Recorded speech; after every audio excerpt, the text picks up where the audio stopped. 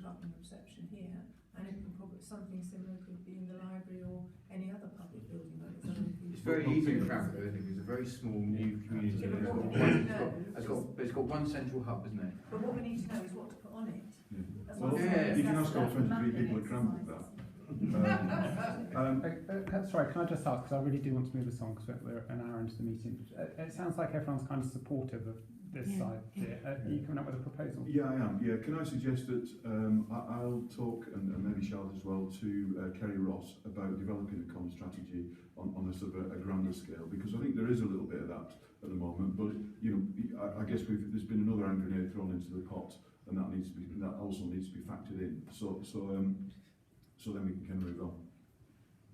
I was just going to say, you don't have to wait until the hub is all fully up and off. This vision. Yeah. You can do it now. Absolutely, that's what I'm getting at, Michael. Lorraine, sorry, you had 5 minutes, and we've spoken for about 40. It's not your fault, it's mine as chair. Do you want to come back to the next meeting and give kind of a more focused presentation, or do you want to? Yeah, that would be great. Yeah. We can do a little bit, and I can go in and think, because also the stuff that you're sort of saying on the comms and marketing. Yeah. I know there's various tools that we use as a county sport partnership, which you might be able to feed. I don't know how that would work, but it's something I'll go back and just have a little think about. That'd be great. Yeah. Okay, thank you everyone. That was I really enjoyed that discussion. It's really useful. Okay, moving on. Update from general practice development. Charlotte, shall I?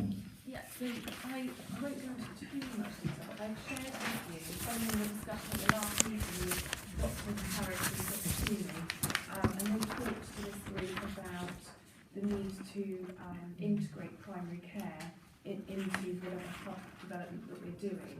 And so I've spent some time with both practices, both doctors, looking at how we might develop this vision a bit further. So if we're going to get to the stage of writing a business case for a purpose-built hub, if you like, with everything in it, then we need to really refine what we mean by that and what our vision is. And so we've started by looking at, in detail, we started looking at the various referrals into various specialties within to the RD&E from patients in this area. So what the practices want to do is start to test delivery of some acute services locally. So for example, it might be increased off around dermatology, might be some joint injections. We're working through that detail. So this project plan gives you a brief overview of Charlotte, the types of things so we're just to be looking at. clear, so when you say an offer for dermatology and joint injections, what we mean by that is rather than patients having to go to the RD&E or Tiverton or Oakhampton for a joint injection or a dermatologist, they'd be seen locally. Absolutely, yes. That would overcome the discontinuity between an injection in Exeter and then finding there's no physiotherapy here for 2 months, and it's supposed to be done within a week of the injection. It could well do. Potentially, yeah. I mean, that happens. It's fairly complex because obviously there needs to be a critical mass in order to move services out into a local area, and there's a lot of overlap with what's provided in the hospital, and there's work to do with the consultants there. So this is an iterative process, and I'm meeting with both doctors tomorrow afternoon in the CCG's Planned Care Control Centre, which is all about looking at elective care pathways. So we need to make sure whatever we're doing here in Crediton locally is aligned to the central CCG strategies around elective care pathways. But we've talked about maybe doing some public engagement around general practice with Healthwatch. Don't think we're quite ready to do that yet. I know that the doctors are really keen to incorporate an urgent care offer within a hub, so they're going to be talking to our urgent care control centre within the CCG to explore what that offer might look like and how it fits with other areas. What is urgent care? So is that like A&E? It's kind of A&E, minor injury, kind of paramedics services. It's kind of the whole lot. Similar to what's available at Tiverton at the moment, or not? Potentially. It could be a level. It wouldn't be as high a level as Tiverton, but there are. We know there are a number of things that sometimes through nobody's fault, people end up in the wrong services. So they might end up in in A&E when it's something that could be dealt with by a GP locally or by a slightly enhanced GP service. So it's about looking to see whether there are some things, again, that people in Crediton and the surrounding area travel into the RD&E for, and actually see whether there's any way that kind of service can be provided locally. So it's all, it might be possible, not all of it might come off, but we're just looking at it, just exploring it to see what would be possible. And it kind of, it fits in, I know Mary will have heard me talk about the 5-year forward view that Simon Stevens published a couple of years ago about kind of new structure of general practice, and it fits very much into the thinking of that document. So may I just ask Charlotte? Yeah. I brought my glasses but not my magnifying glass, Yeah, I'm sorry about unfortunately. Would it be possible to send this electronically, not only to me, but to the town clerk? Yes. So that we could then pass it around to all councillors. Maybe something we can discuss at one of our committee meetings. No, that's absolutely fine. If you let me have the town clerk's. Town clerk at crediton.gov.uk. So another element of the project is you may have the Primary Care Transformation Fund, which is a fund that NHS England are offering to general practice, and it's either around developing estates or developing their IT infrastructure, and that's something that the practices will be interested in bidding for. So that's labelled also on the project plan. There's a whole section around engagement with stakeholders, and I think this group's really key because we're making progress on that project. We'd expect to come back to you all here really, and obviously you would disseminate further information into other groups, town councils, League of Friends, etc. Another area that we've been working or looking at as well is end of life, and potentially a pilot around hospice care at home. I've talked to Jane Edwards about this. The key issue really in Crediton is that there really is a huge problem with securing care, domiciliary care, and so that really is tricky when you're trying to keep people at home and provide end of life care. So we're working through how we might mitigate that. But it's the letter from the Courier that I asked you to circulate relates to that, exactly that, doesn't it? Yeah. Oh, absolutely. Yeah. Charlotte, did you pick up on the Airedale Gold Line experiment for end of life care? It's a really good models that they deliver there. Right. It's I can send you the links to it. It's a really joined up service, one point of call, one contact number, That's exactly what hospice brilliant care at home aims to do. Yeah.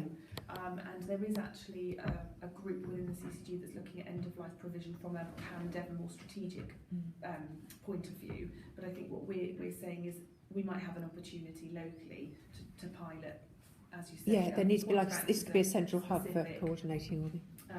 So that's just another element that we're looking at really. So is there any questions on that? It's a bit of a whistle-stop tour in a way.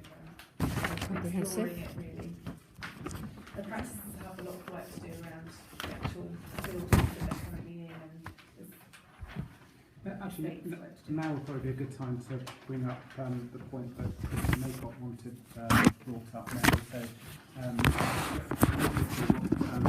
Chris sent an email to us. Actually, Charles will just get it up.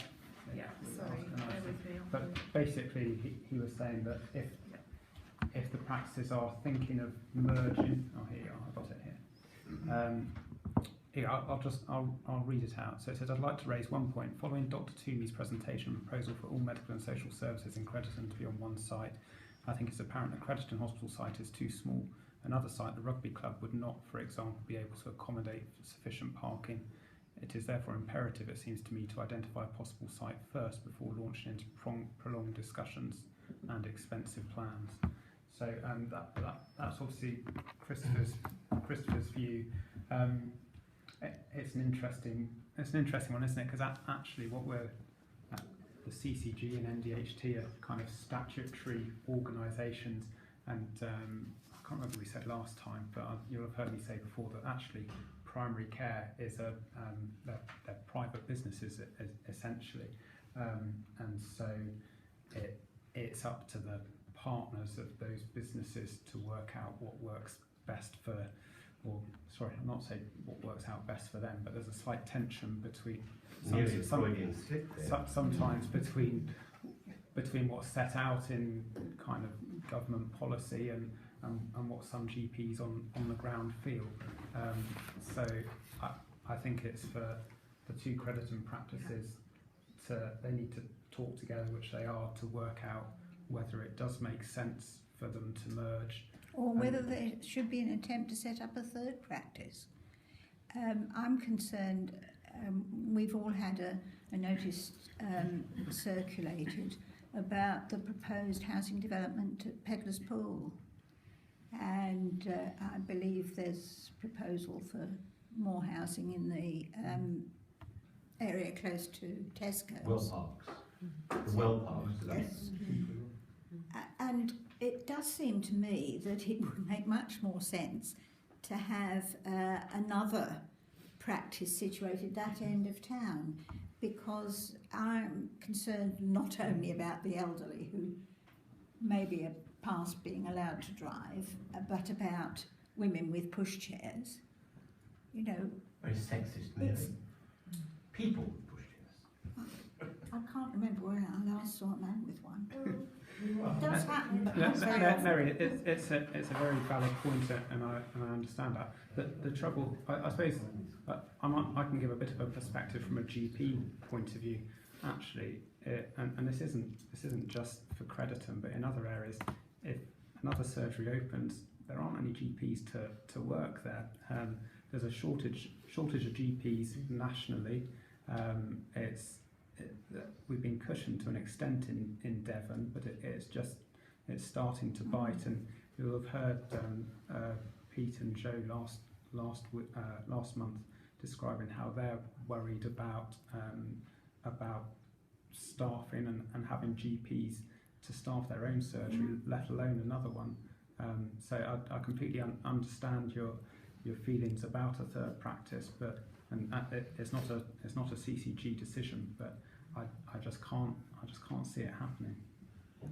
I spoke at the last meeting to say that bringing the GPs in to the total programme, to the project, would give some tremendous opportunities, and I think it would, but it does give some questions about the size of this particular site. I also have to think back to the 1970s, please, when we had the health centres building programme, where there was a concept very much as a hub with the GP's accommodation plugged on the side. And I can only tell you in Hereford and Worcestershire, which again is a very rural, small town situation, where it was going to work, and it does work really well. There were some difficulties whereby premises were actually built, and at the last minute, something had happened within the GP's business, or they couldn't get the people, or whatever. And some of these places, that side of it didn't get fulfilled. And so, whilst I was very enthusiastic at the last meeting, I think Christopher Maycock is quite right to raise up the question marks, and certainly the 1970s experience justifies that. Can I just make a point? Probably Simon might want to come in on this one, but it's just that I think that whilst I agree we really need to sort of, we're here for a purpose to think about the health aspect of our community. There's also a general strategic one, going over the whole thing, a bit of an umbrella. And I mean, certainly as far, for instance, as the two primary schools are concerned, it was actually decided that in fact they would be expanded rather than a third one. So I mean, all I'm saying is that I think that there is a umbrella context to all this, and as far as the community as a whole is concerned. But I take on the point what Mary says, but I think this is the problem we have been told all the way along, isn't it? Actually, having another caretaker, having another sort of set of GPs and everything, it's not an easy thing to deliver these days. And rightly or wrongly, having a third GP surgery, it goes completely against government policy, and so we're not going to be enabled. They're not going to make it easy, even if we thought the right thing to do was to open a third GP surgery. Presumably, you could have premises